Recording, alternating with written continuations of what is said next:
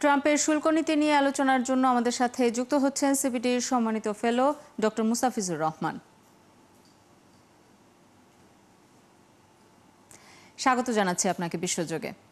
এই যে শুল্ক বিরতির সময়সীমাটা শেষ হচ্ছে, এরপর কি হতে পারে এবং বেশিরভাগ দেশই আমরা যেটি দেখেছি যে সমঝোতায় আসেনি, তারা কি বিষয়টি আসলে গুরুত্বের সাথে নিচ্ছে না?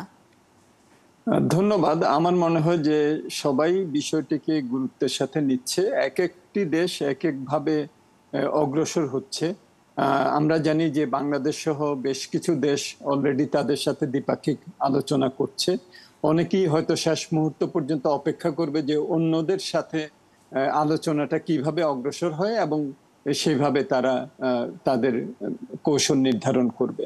আবার অন্য আরেকটি এখানে স্রোত আছে, সেটা হলো যে অনেকেই দেখছে যে ট্রাম্প দ্বিপাক্ষিকভাবে, যেহেতু সেই দুই পক্ষ যদি আলোচনা করে তাহলে তুলনামূলকভাবে সেই শক্তিশালী, সেভাবে সে অগ্রসর হচ্ছে এবং বিশ্ব বাণিজ্য সংস্থার যে বহুপাক্ষিক যে আলাপ আলোচনা সেটাকে দুর্বল করে দিচ্ছে, সেটাও অনেকে পছন্দ করছে না।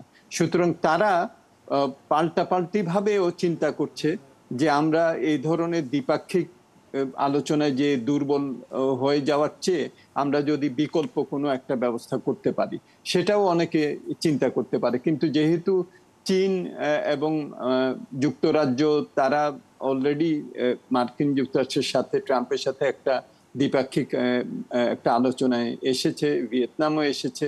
সুতরাং আমার মনে হয় যে যত আমরা সামনের দিকে যাব তত অন্যান্য দেশও এই আলোচনাগুলির মধ্যে চলে আসবে। ডক্টর মুস্তাফিজুর রহমান, চুক্তিটা শেষ পর্যন্ত হোক বা না হোক, অনেক দেশেই ট্রাম্পের উচ্চ শুল্কর আওতায় থাকবে এটি বোঝা যাচ্ছে। এই ধরনের শুল্ক নীতির কি ধরনের প্রভাব বিশ্ববাজারে পড়তে পারে? অবশ্যই বিশ্ববাজারে এটার খুবই নেতিবাচক প্রভাব পড়বে।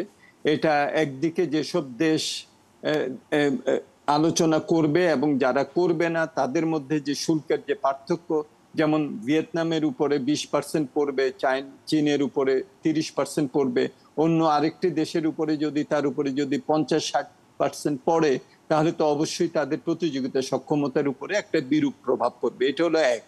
দ্বিতীয় হলো যে এটার ফলে মার্কিন যুক্তরাষ্ট্রের যে যারা ভোক্তা তাদের উপরেও কিন্তু এটার একটা মূল্যস্ফীতির একটা চাপ সৃষ্টি করবে।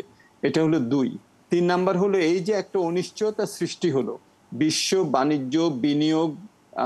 আপনাদের প্রতিবেদনে ঠিকই বলা হয়েছে যে এটা কেবলমাত্র বাণিজ্য বিনিয়োগ না, এটা যে শেয়ার মার্কেটের বন্ড প্রাইসের মূল্য, সেগুলো সবকিছুর উপরেই এটার একটা অনিশ্চয়তা সৃষ্টি করেছে। সুতরাং বৈশ্বিক বাণিজ্য প্রবৃদ্ধি সবকিছুর একটা ঋণাত্মক প্রভাব পড়বে বলে আমরা আশঙ্কা করছি। আপনাকে অসংখ্য ধন্যবাদ আমাদের সাথে যুক্ত হবার জন্য। দর্শক, আমাদের সাথে যুক্ত ছিলেন সিপিডির সম্মানিত ফেলো ডক্টর মুস্তাফিজুর রহমান।